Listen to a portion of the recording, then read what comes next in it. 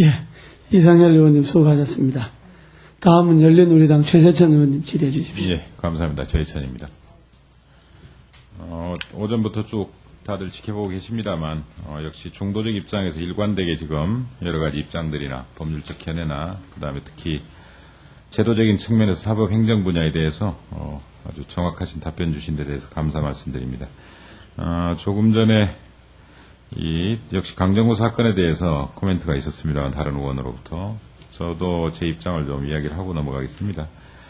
전 이 사건의 본질은 공안사건으로 대접하지 않고 형사사건으로 대접하는 출발이라고 생각을 합니다. 우리는 공안사건에 대해서는 자기도 모르는 사이에 특수사건, 특별한 대접을 받아야 된다고 생각을 해온 일종의 과잉 대응에 우리가 사로잡혀 있는 겁니다. 일종의 망령입니다. 똑같은 위험성에 대한 똑같은 사건으로서 평가를 해줘야 되는데 공안사건은 뭔가 더 조져야 되고 더 과미하게 대응해야 되고 더 과잉 대응해야 되고 이런 터부를 깨뜨린 겁니다, 이제. 그럼으로써 불구속 수사 원칙을 가져가는 거죠. 전 세계적으로 법무부 장관이 수사 지휘권을 가지고 있지 않는 나라는 단 하나라도 없습니다. 검찰총장 제도가 없는 나라가 거의 대부분입니다. 법무부 장관이 검찰총장 기능을 하는 거죠. 모든 걸 지휘 감독합니다. 그게 민주적 통제의 원리죠. 우리는 음험하게 밤중에 술집에서 내밀하게 인사권을 미끼로 또는 압력으로 지금까지 행사해온 그런 잘못을 이제 명쾌하게 겉으로 드러낸 겁니다. 전 이 부분에 있어서 일종의 법무부 책임도 있다고 생각합니다. 아니, 대법원도. 왜냐하면 일제가 치안유지법을 들어오면서 판사가 구속할 수 있는 권한을 없애버립니다. 1923년에. 검사가 구속하는 권한을 줘버리죠. 우리 마음속에는 다들 검사가 사람을 구속한다 이런 생각을 가지고 있는 겁니다.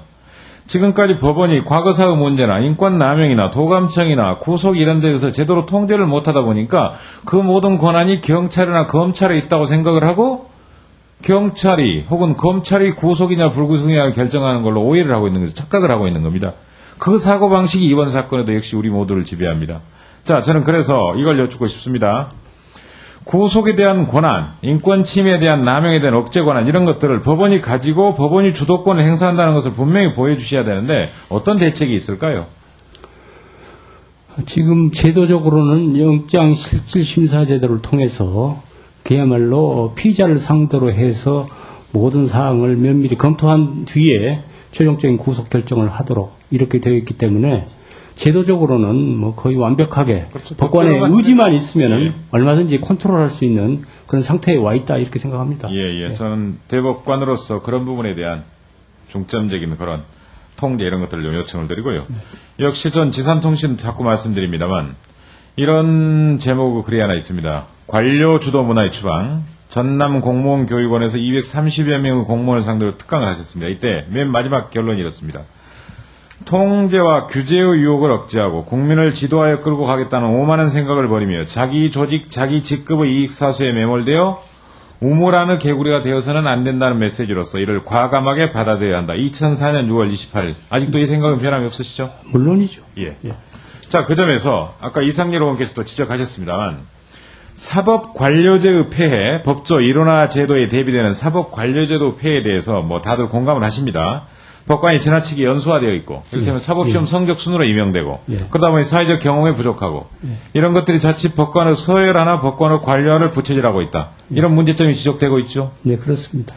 그렇다면 이 대안은 방금 말씀 주신 대로 지산통신에서 적은 대로 그런 과감한 탈피가 있어야 될 거고 이번에 사개위에서 도입하기로 한 법조 일원화 제도 도입도 중요한 과제가 되겠죠. 예, 그렇습니다. 그다음에 맨 마지막으로 제가 하나 지적하고 싶은 건 역시 법원 행정처 문제입니다. 네.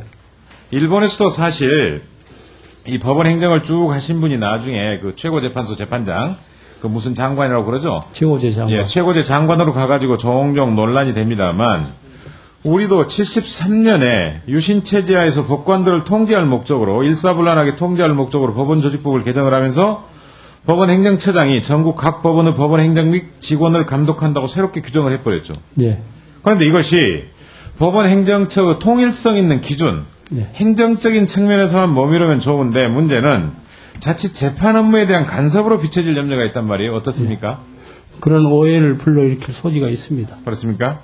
독일법이 정통하신데 이런 제도가 있습니다. 독일의 판사의 독립성 보장에 대한 각종 논의들을 보면 지시로부터의 자유가 아주 중요한 논쟁거리가 됩니다. 그렇죠. 그렇습니다. 그래서 우리는 각종 예규나 지침이나 실무 지침서를 전부 다 소무국이나 법정국에서 지금 발간하고 있는 독일은 이걸 아예 거부시킵니다. 못하게 하는 거죠. 왜냐하면 법원 행정처에서 이런 예규나 지침을 주는 것 자체가 개별 법관의 재판 업무에 대한 간섭으로 작용한다 이거예요. 이런 제도들을 과감하게 혁파하실 생각 없으십니까? 그런데요, 네.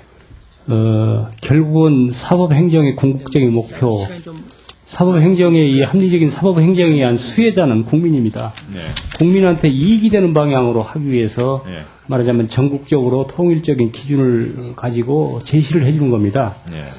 물론 법관들 입장에서는 그 부분이 못마땅한 부분이 있기 때문에 행정처에서는 그 부분에 대해서는 어떤 내용을 어떤 식으로 전달하느냐 문제에 대해서는 신중하게 접근해야 될 문제지만은 기본적으로 좋은 재판, 좋은 행정을 위해서 그런 우려를 불식시키는 그런 내용의 예규, 지침 이런 것은 부분적으로 필요하다 이렇게 생각합니다. 결국은 조화의 문제인 것 같습니다. 예, 결국은 조화의 문제겠죠. 어쨌거나 그런데 지금 현장에 있는 판사들은 재판의 독립이 침해될 가능성이 가장 큰 제도로 이런 사법부 관료와 경향 혹은 각종 지침이나 예규 형태로 그리고 자기들 스스로 거기에 예속되어 갑니다. 조금 난처한 문제 생기면 독립적으로 해석하지 않고 법원 행정처로 질의를 해버리고 그러면서 스스로를 구속시켜버리는 거죠. 그게 편할 수 있으니까 그런 것들이 개별 개혁 법관의 헌법기관화를 가로막는 지름길이 될 수 있다는 생각을 하고요.